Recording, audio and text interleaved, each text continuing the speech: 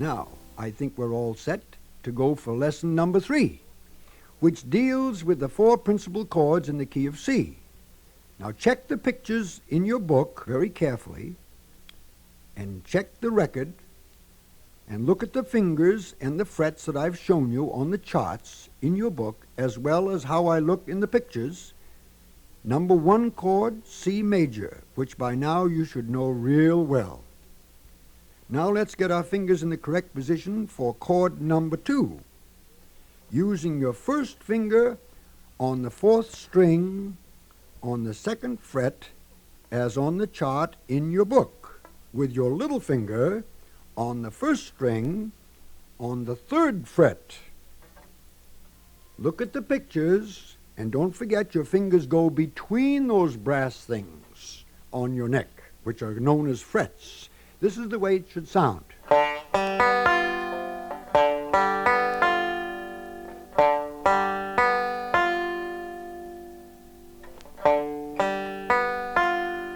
Fourth string with your first finger. 3rd string is open. 2nd string is open. The 1st string you have your little finger on in the 3rd fret.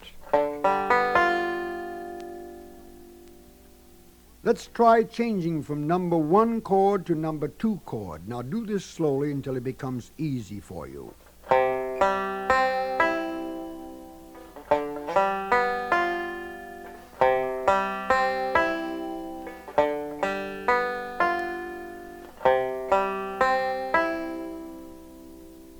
Now let's pause a moment and do it right along with me this time, because you've just heard my banjo going from chord number 1 to chord number 2, C and G7.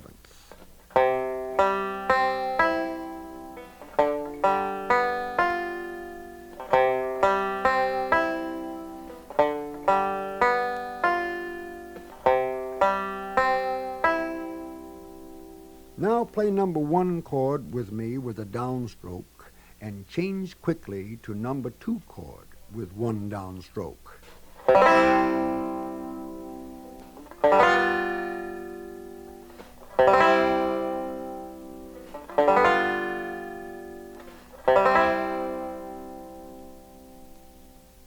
want you to practice this until you get it just the same as I'm doing it.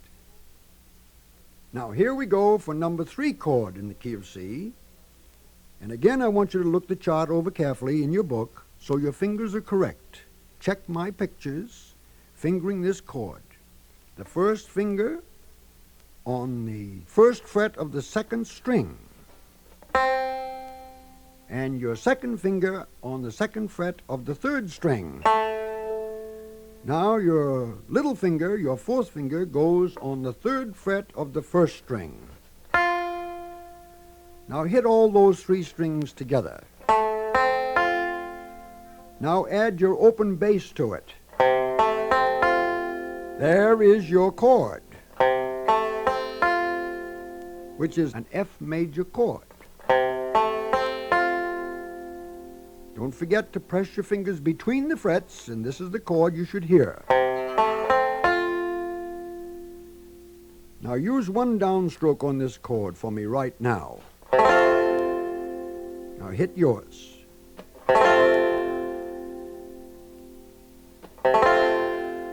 I want you to sound exactly like I do. Now when you're practicing, be sure to change from number 1 chord to number 2 chord to number 3 chord, and then back to number 1 chord again.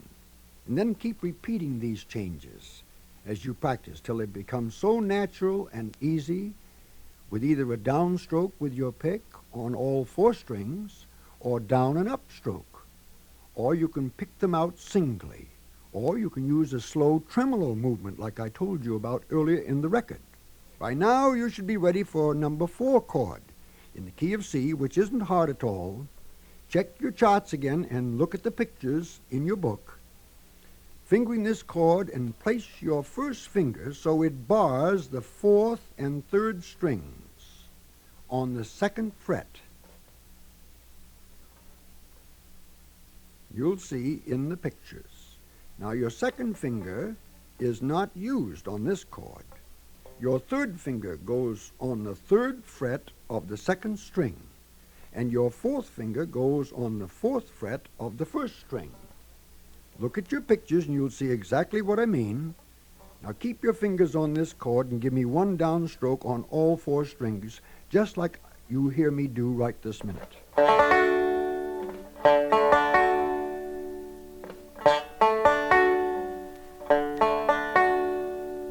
Try this over and over until your fingers drop right in place, just the way you want them to.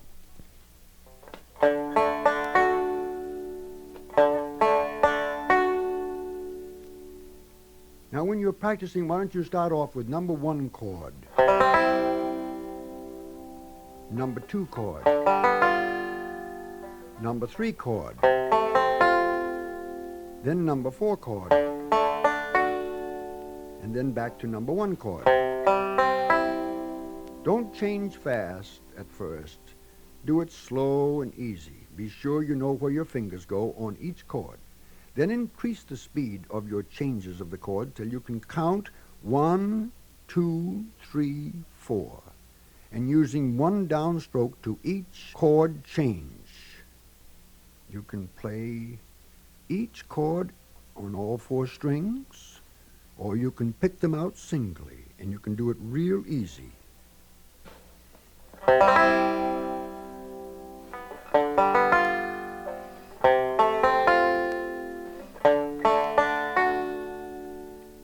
Now I'm picking them singly. Now you can hit them with a complete downstroke.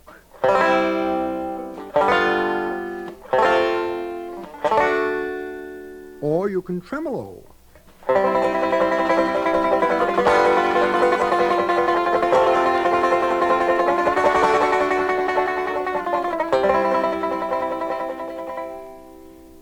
Practice that until you can do it real smooth and easy.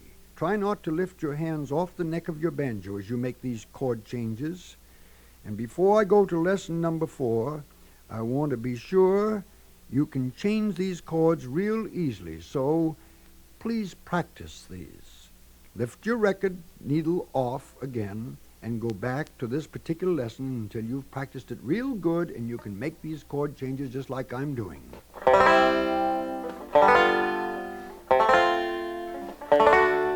I'm just hitting a downstroke.